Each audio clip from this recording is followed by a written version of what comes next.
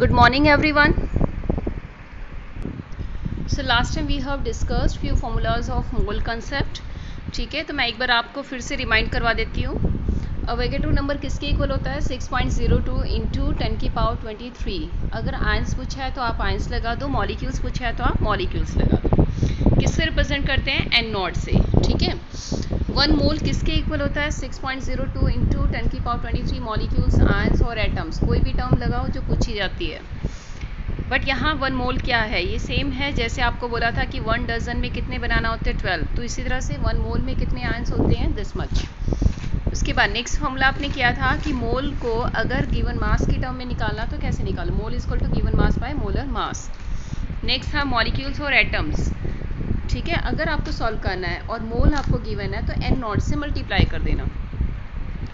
Next किया था आपने मॉलिक्यूल्स निकालना हो, बट अगर आपको मोल्स गिवन नहीं है, गिवन मास दिया हुआ है, तो कैसे निकालोगे? तो मास को आप मोलर मास से डिवाइड कर दो और फिर एन नॉट से मल्टीप्लाई कर दो. एक्चुअली ये फॉर्मूला कहाँ से आया है? इसी से आया है. मोल किसके इक्वल होता है? गिवन मास बाय मोलर मास. ठीक है, तो फर्स्ट न्यूमेरिकल आप यहाँ देख लो क्या है. What will be the mass of 1.5 moles of glucose. आपको क्या दिया है और क्या निकालना है, आपको स्टेटमेंट अच्छे से पढ़नी है. निकालना क्या है? मास. ठीक है, और गिवन क्या है आपको? मोल्स. ठीक है, तो अब आप यहाँ देख लो फॉर्मूला. आपको ऐसा देखना है उन तीनों में से कि कौन सा फॉर्मूला लगेगा जिसमें ये दोनों टर्म्स आ गई है, मास और मोल्स. तो देखो ये वाला फॉर्मूला है जिसमें मास और मोलर मास और साथ में क्या आया है? मोल्स. यानी ये टर्म्स आपको इस फॉर्मूले में मिल गई है. कौन सी? मास भी मिल गया और मोल्स भी मिल गया. फॉर्मूला आपको याद है. ठीक है, तो निकालने के लिए अब आपको क्या करना पड़ेगा? आपको मोलर मास की नीड होगी. तो मोलर मास कैसे निकालते हैं?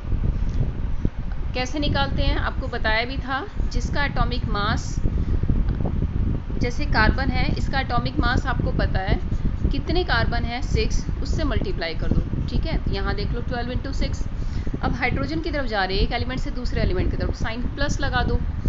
हाइड्रोजन कितने हैं? 12. एटॉमिक मास कितना है? 1, मल्टीप्लाई कर दो. अब ऑक्सीजन की तरफ जा रहे हो, प्लस साइन बीच में आना चाहिए. ऑक्सीजन कितने हैं? 6, मल्टीप्लाई कर दो 18 से, क्योंकि एटॉमिक मास कितना है? 18. आंसर कितना आया? 180. आपको मोलर मास मिल गया है. ठीक है, निकालना क्या था? मास. तो आप इसको इस तरह से लिख सकते हो, mass is equal two moles into molar mass. Moles आपको गिवन है, मोलर मास अभी आपने सॉल्व किया है. You can solve the answer. Next numerical में आप देखो यहाँ पे क्या दिया है. How many moles of ammonia in 76.5 gram of ammonia. Moles कितने हैं, मास आपको दे दिया है. तो ये किस फॉर्मूले में आया था? मास और मोल्स किस में था? अभी भी आपने किया. ठीक है, मोल्स किसके इक्वल होता है? Given mass by molar mass.